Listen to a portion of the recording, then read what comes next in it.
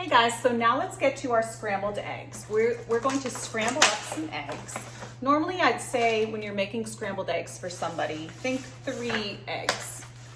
I'm gonna make 4 because you probably know by now if you've watched any of my videos really, my husband Craig eats a lot. And by the way I describe him, you probably think he has a weight problem, but he just has that, I guess he has a super fast metabolism, and that's probably why he needs to eat so much,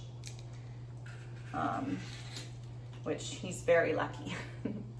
All right, so let's get our eggs all scrambled up. I like to scramble my eggs with just like a little tablespoon of water or milk, but I'm gonna use water right now, just a little bit.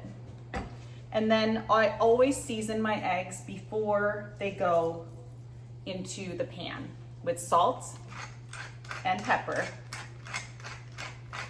And I like my eggs really, really whisked, which I just used my whisk. So let's get our eggs all whisked up.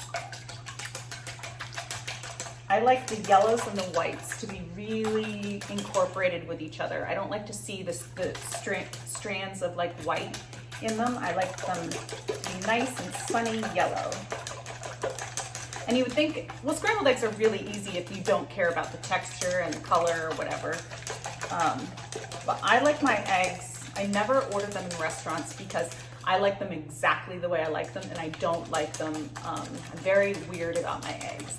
I like them exactly the way I like them and no other way.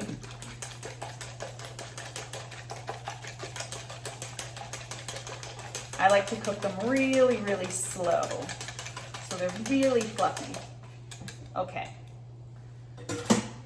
All right, I'm gonna take you over to the stove and I'll show you exactly how we get this all together, and then I'll show you the potatoes at the end.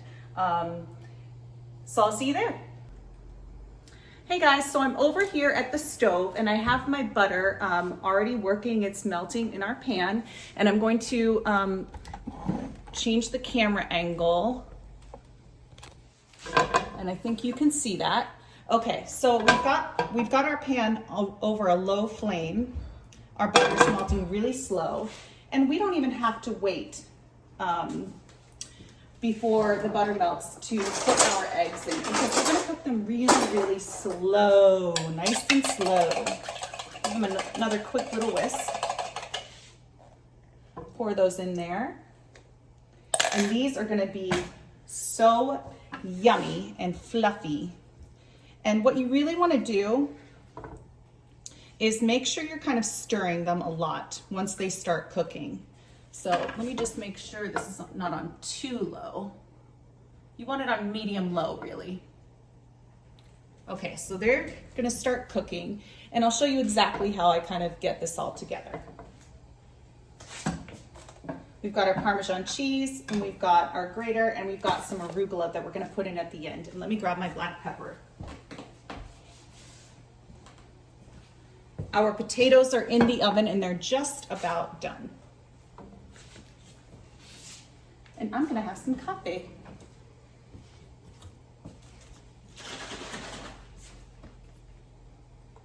So you see how slow that's going? Oh, I have a little extra. I'll pour that in there. And see how it's kind of slowly kind of cooking at the bottom and kind of gathering a little bit. When you cook eggs like this, they get really, really fluffy.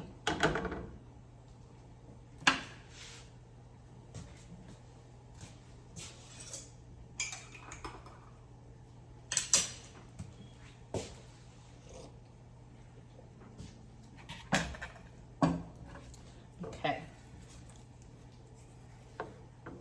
And you want to make sure you kind of keep folding the cooked egg over the uncooked egg, because you don't want any brown spots.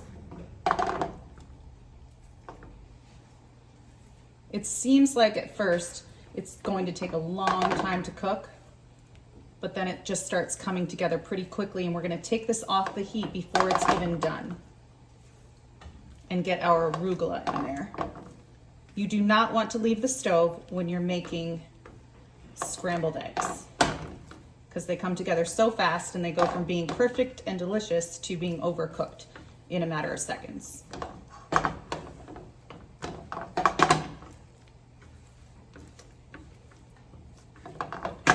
All right, this is looking really good. I'm just about to turn the heat off. Okay, turning the heat off. Let's get our Parmesan cheese in with my trusty microplane. I love my microplane. That's good. Let's get some arugula in there, and the heat will, from the eggs, will wilt the arugula.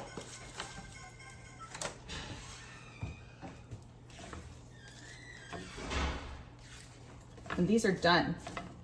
The arugula is just like spinach, where it will wilt really, really fast. And see how creamy they are? They're super soft and creamy.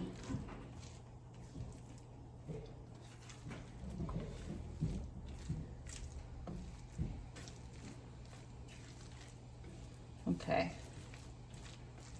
These are done. Super quick. They're still